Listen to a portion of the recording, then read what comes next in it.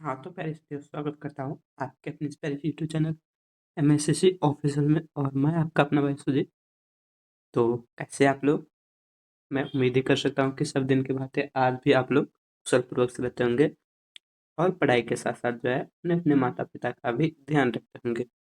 तो साथियों, आपका जो बिहार बोर्ड है वो काफ़ी नज़दीक आ चुका है और काफ़ी नज़दीक आ चुका है तो हम भी जो है आपको वन शॉट जो है हिंदी व्याकरण हमारा चल ही रहा था। और उसमें से जो है हम अधिकतर जो है टॉपिक जो है जो मेन टॉपिक है, एक संधि को छोड़कर जो है इनके बाद जो हम लगभग सब आपको करा दिए हैं।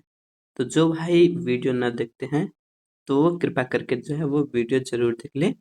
अगर आप वो वीडियो देख लेते हैं तो हिंदी व्याकरण से रिलेटेड जितना भी आपको क्वेश्चन आएगा, वो सब आप लोग बना दीजिएगा, मैं उम्मीद के साथ कह सकता हूँ। बशर्ते आपको अच्छा से पढ़ना हो। इनके बाद ही आपसे वो क्वेश्चन सॉल्व होगा। और आज जो है हम देरी न करते हुए जो है क्लास 12th जो कि बिहार बोर्ड के लिए काफ़ी इम्पोर्टेंट होता है, उनका जो है हम क्लास 12th का अगर बात करें, क्लास 12th का जो है हम आपको क्या लिए हैं, हिंदी लिए हैं। और इसी हिंदी में जो है आपको क्या पढ़ाएँगे हम, पहला चैप्टर जो है हमारा गद्य खंड का जो है पहला चैप्टर, वो है आपको बातचीत। उसी से रिलेटेड जो है उनका जो लेखक है बालकृष्ण भट्ट जी, उनके जीवन परिचय के बारे में आज हम जानेंगे। तो हमारे साथ आप लोग क्या कीजिए, बने रहिए।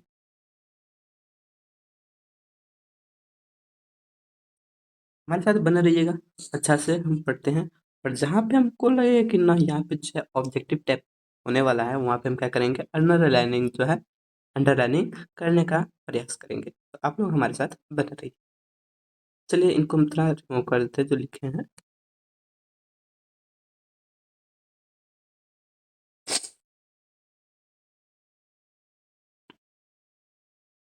मार्कर का कलर हम कर देते हैं ब्लू, थोड़ा जो है मोटा कर देते हैं।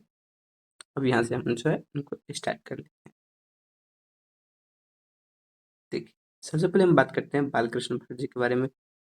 तो देखिए, इनके बारे में हम बात कर रहे हैं, किसके बारे में हुआ, इसके बारे में हम क्या करते हैं, बात करते हैं पहले। देखिए, सबसे पहले बात करते हैं इनका जन्म के बारे में, हम पता कर लेते हैं कि इनका जन्म कब हुआ था। उसके बाद हम करेंगे कुछ आगे का चर्चा। देखिए बुआ, अगर बात करते हैं इनके जन्म के बारे में, तो इनका जो जन्म हुआ था वो आपको 23 जून 1844 को जो है इनका जन्म हुआ था। कितना हुआ था? 23 जून 1844 का जो है इनका जन्म हुआ था। वही अगर बात करें निधन के बारे में, निधन का मतलब होता है बुआ मृत्यु।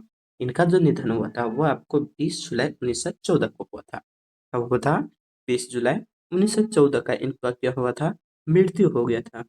और 23 जून 1844 को जो है इनका क्या हुआ था? जन्म हुआ था।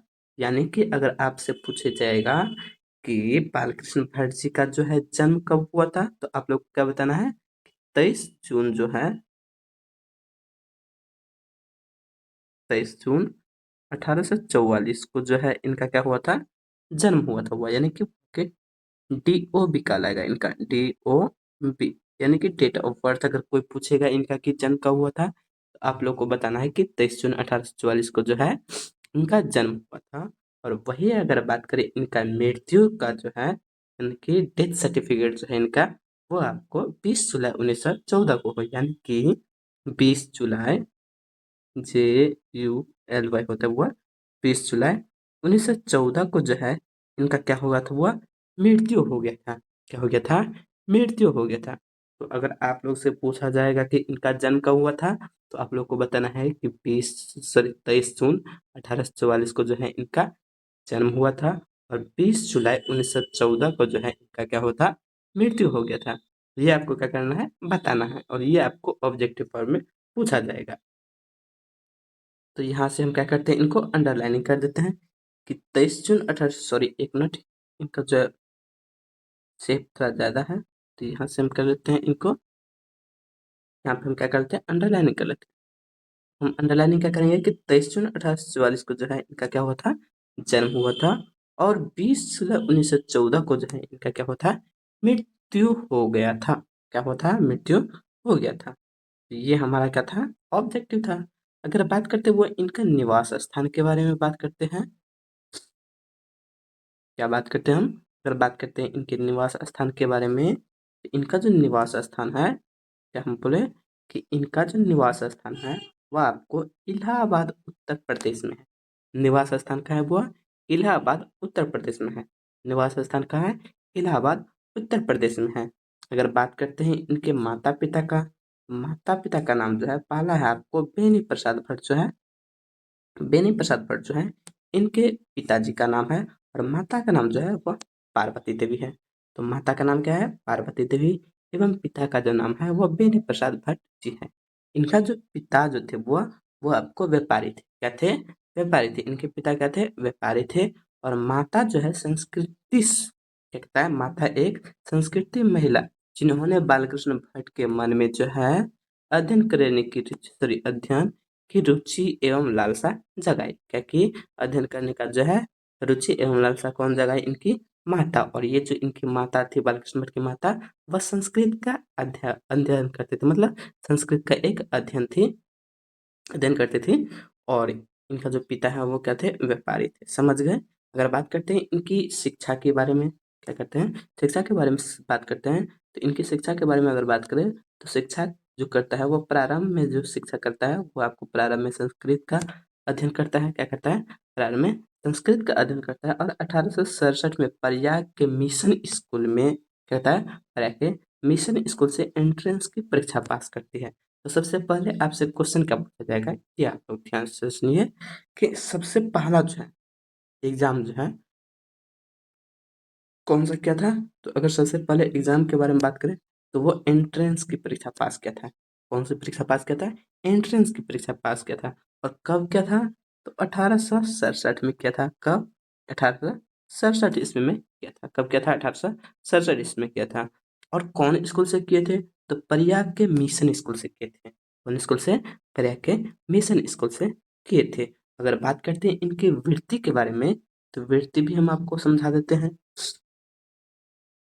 देखिए, इनकी अगर बात करते हैं वृत्ति के बारे में, कहता है वृत्ति जो है इनका, वह 1869 से 1875 तक प्रयाग के मिशन स्कूल में अध्यापन रहे। और 1885 में प्रयाग के CAB स्कूल में संस्कृत का अध्यापन भी रहे।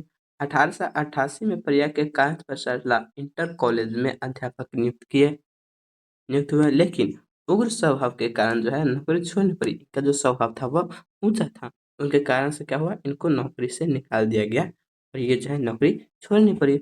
और उनके बाद वे लेखन के कार्य पर क्या किए? निर्भर रहे।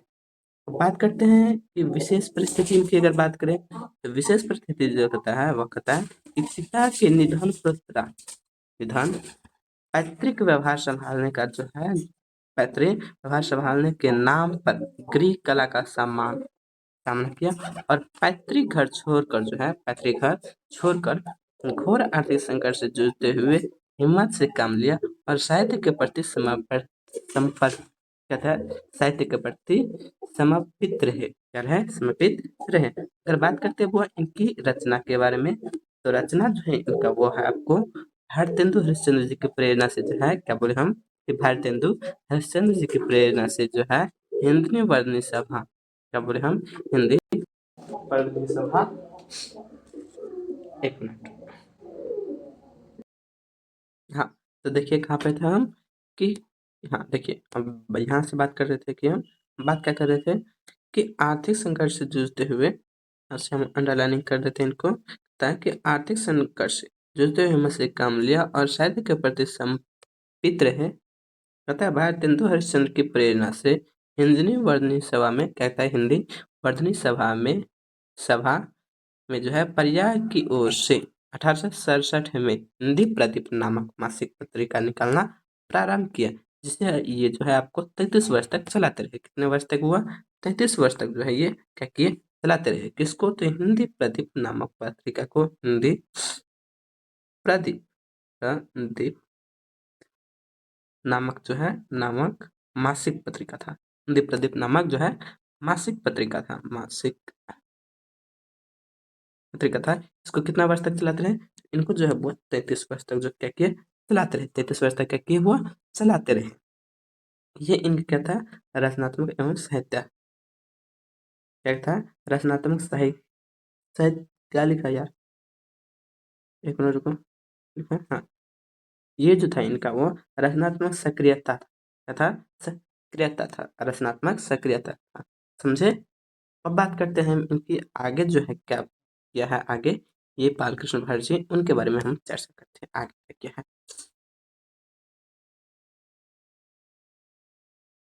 देखिए,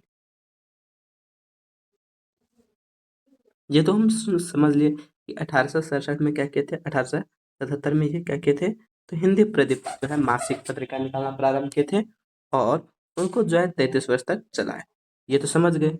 इनके बाद जो है ये क्या किए, उनके बारे में हम जानते हैं। तो आप लोग को पूछे कि हिंदी प्रदीप नामक मासिक पत्रिका कब निकालना प्रारंभ किया, तो आप लोग क्या बताना है, 1800, यहाँ पे हम लिख देते हैं कि 1877 में जो है क्या किए, निकालना प्रारंभ किए। कितना वर्ष तक चलाते रहे, तो 33 वर्ष तक चलाते रहे, 33 वर्ष तक चलाते रहे। अब बात करते हैं आगे क्या बोलता है उनके बारे में। सर्दी हो गया इन्हीं की वजह से। देखिए क्या कहता है इसमें नियमित रूप से सामाजिक, साहित्य, नैतिक, राजनीतिक विषयों पर निबंध लिखते रहे।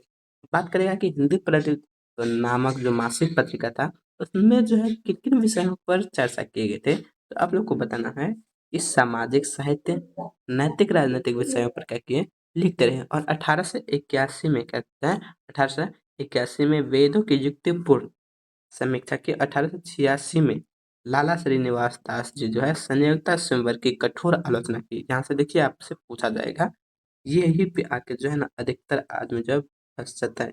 लाला श्रीनिवास दास जो है 1886 में संयोगता स्वयंवर की क्या की थी, ये बुक जो है लिखा था, लाला श्रीनिवास दास जो है 1886 ईस्वी में क्या किया था, एक बुक लिखा था जिसका नाम था संयोगता स्वयंवर। इनका जो आलोचना जो है वो कौन के थे, बालकृष्ण भाट जी के थे। कौन के थे, बालकृष्ण भाट जी के थे, आलोचना की थी। और जीवन, यहाँ पे हम बता देते हैं, और जीवन, एक मिनट, और जीवन के अंतिम दिनों में हिंदी शब्दकोश के संपादन के लिए श्याम सुंदर दास काशी को आमंत्रित किए, किंतु अच्छा व्यवहार न होने के कारण क्या हुए, अलग हो गए। बात करते हैं इनके उपन्यास के बारे में, वो बात करते हैं इनके उपन्यास के बारे में बात करते हैं। तो उपन्यास जो है इनका वो है आपको रहस्य कथा, नूतन ब्रह्मचारी, 100 अदन एक सुजान, गुप्त बैरी, रसातल यात्रा, उचित दक्षिणा, हमारी घड़ी, सद्भाव का अभाव, ये इनका क्या था, रचना था, क्या था, रचना था। बात करते हैं इनके नाटक के बारे में। नाटक जो है आपको पद्मावती, पद्मावती, कृतानुजन्य, वेणी सिंहार, शिशुपाल वध, नल दमयंती एवं दमयंती स्वयंवर। ये यहाँ पे देखिए, एगो हो गया था, आपको पूछेगा संयोगिता स्वयंवर कौन लिखा था, तो वो आपको लाला श्रीनिवास दास ने लिखा था। और दमयंती स्वयंवर कौन लिखा था, तो वो आपको कौन लिखे के थे, आपको वो जो थे आपको बालकृष्ण भाट जी थे। इनके बाद आता है शिक्षादान, चंद्रसेन, सीता वनवास, पतित पंचम, मेघनाथ वध, कट्टर सुम, एक नकल, व्रीनला, इंग्लैंड शरीफ, भारत जन्य, भारतवर्ष, कली दूरदेशा, एक रोग और एक वैध, एक रोग और एक वैध, रेल का विकट, क्या होगा, रेल का विकट। ये जो था इनका क्या था, और भी होगा कुछ, ऐसे थोड़ा हमको मिटाना पड़ेगा, तभी हम आगे बढ़ा सकते हैं गाड़ी को। रेल का विकट, और ये जो हमारा लास्ट है वो आपको है बाल विवाह, क्या है, बाल विवाह। तो ये इनका क्या था, नाटक था और उपन्यास था। अब बात करें इनके प्रसंग के बारे में, बात करें तो प्रसंग जो है वो ये, प्रसंग जो है वो आपको कितना लिखा गया है, प्रसंग जो है ये आपको जैसे काम वैसा परिणाम, ये इनका प्रसरण है। नई रोशनी का विष, आचार विडंबर, ये 3 ठो जो है इनका प्रसरण है। अगर बात करें निबंध के बारे में, तो ये 1000 से जो है 1000 के आसपास जो है ये क्या किए हैं, निबंध लिखे हैं। उनमें से जो है आपको 100 से ऊपर जो है ना महत्वपूर्ण थे। तो हम क्या बता रहे थे, कि हम बता रहे थे कि आपको ये जो है आपको 1000 के आसपास जो है क्या किए हैं, निबंध लिखे हैं, जिनमें से 100 जो है क्या है, महत्वपूर्ण है, क्या है, महत्वपूर्ण है, महत्वपूर्ण है। कितना है, महत्वपूर्ण क्या है, जो है इनका महत्वपूर्ण है। और निबंध टोटली क्या लिखे, कितना लिखे हैं, 1000 जो है ये क्या किए हैं, निबंध लिखे हैं। क्या लिखे हैं? निबंध लिखे हैं। 1000 क्या लिखे हैं? निबंध लिखे हैं, जिनमें से 100 क्या है? महत्वपूर्ण है। समझे? और प्रसरण जो है ये कितना लिखे हैं? तो 3 जो है इनका प्रसरण है। क्या है? प्रहसन। प्रहसन कितना है ये? और प्रसरण जो है इनका क्या है? कितना है? 3 ठो जो है इनका प्रसरण है। कितना है? 3 ठो प्रसरण है। समझे? अब बात करते हैं इनके आगे क्या बोलता है। तो आगे हम बात करें तो आगे हमारा जो कहता है वो उनके बारे में हम जानते हैं कि आगे क्या कहता है। आगे जो कहता है बुआ, देखिए आगे जो कहता है बालकृष्ण भट्ट आधुनिक हिंदी गद्य के आदि निर्माताओं और उन्नायकों क्या है? उन्नायक रचनाकार में से एक है। भारतेंदु युग के प्रमुख साहित्यकारों में से एक है। वे हिंदी क्या बोलते हैं कि वे हिंदी के प्रारंभिक युग के प्रमुख और महान पत्रकार, निबंध तथा हिंदी की आधुनिक आलोचना के प्रवर्तकों में अग्रणी हैं। उन्होंने आधुनिक हिंदी साहित्य को अपनी प्रतिभाशाली से जनधर्मी बोलते हैं। जनधर्मी आगे हम देखते हैं क्या बोलता है अगला पेज का।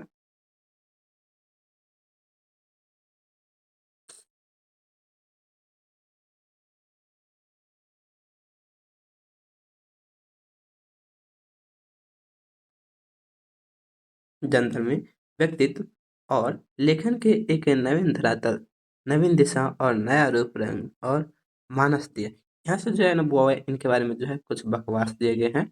तो सबसे पहले आपको मैं बता दूं कि ये जो आपको थे वह भारतेंदु हरिश्चंद्र जी के जो है उसी युग के थे। मतलब भारतेंदु हरिश्चंद्र जी की प्रेरणा से जो है क्या किए, एक पुस्तक लिखे जिनका नाम था हिंदी प्रदीप नामक मासिक पत्रिका था। उसको वो 33 वर्ष तक चलाते रहे। आपसे पूछा जाएगा कि बालकृष्ण भट्ट जो है किस युग के थे, तो आपको बताना है कि भारतेंदु युग के थे। कौन से युग के थे? भारतेंदु युग के थे। ये जो है आपको इसमें जो है इसी में बताया गया है। इनके बाद जो है ना आपको यहाँ पे जो है ना कुछ ना मिलेगा, पढ़िएगा, कुछ भी ऑब्जेक्टिव ना मिलेगा। इनके बाद जो है आपसे यहाँ से भी पूछा जाएगा। यहाँ से क्या पूछा जाएगा वो? यहाँ से जो पूछा जाएगा कि बालकृष्ण भट्ट जी जो थे ना वो कौन थे? बालकृष्ण भट्ट जी जो थे ना वो गद्यकार थे। क्या थे? गद्यकार थे। क्या थे? गद्यकार। क्या थे? गद्यकार थे। क्या थे? आपसे पूछा जाएगा कि बालकृष्ण भट्ट जी क्या थे? तो गद्यकार थे। क्या थे? गद्यकार थे। इनके बाद यहाँ से और आप अगर पढ़िएगा तो वहाँ से आपको जो है यहाँ पे ना मिलेगा। इनके बाद आपको यहाँ पे पढ़ना पड़ेगा। कहानी के बारे में जो है बताया गया है कि ये जो कहानी है, देखिए यहाँ पे लिखा है कि यहाँ प्रस्तुत बातचीत शीर्षक जो है वो आपको निबंध है। तो यहाँ से आपको याद रखना है कि बालकृष्ण भट्ट जी के द्वारा जो लिखा गया बातचीत है, उनका जो विधा है वो उनका क्या है? निबंध है। क्या है? निबंध है। क्या है? निबंध है। और ऊपर पढ़िएगा तो ऊपर में यहाँ पे जो बताया गया है वो आपको बताया है कि यहाँ पे हम अच्छा से पढ़ लेते हैं इनको क्या बताया गया है।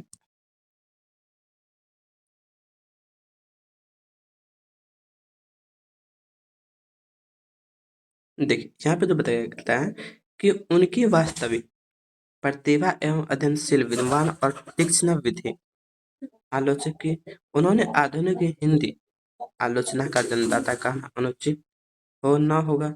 धर्म और दर्शन के सामाजिक विकास को कसौटी पर कसकर बालकृष्ण भट्ट ने प्रगति और आलोचना की नींव डाली। क्या की? आलोचना पर क्या की? नींव डाली। तो सबसे पहले अगर आपको पूछा जाए कि हिंदी आधुनिक का जो है आधुनिक हिंदी का आलोचना का जन्मदाता किसे कहा जाता है, तो आपको क्या बताना है कि बालकृष्ण भट्ट जी को बोला जाता है। यानी कि आधुनिक हिंदी का आलोचना का जो है आधुनिक हिंदी जो है उनका जो आलोचना जो करता है ना, इनका जो जन्मदाता है वो आपको बालकृष्ण भट्ट जी ही है। तो ये जो था हमारा बालकृष्ण भट्ट जी का जो है कुछ जीवन परिचय था, जिनको हमने क्या किया, पढ़ लिया अच्छा से। अगले वीडियो में जो है हम आपको क्या करेंगे, बाकी चैप्टर जो है उनको हम लेकर आएंगे। तो आप लोग से मिलते हैं अगले वीडियो में, तब तक के लिए बाय, धन्यवाद।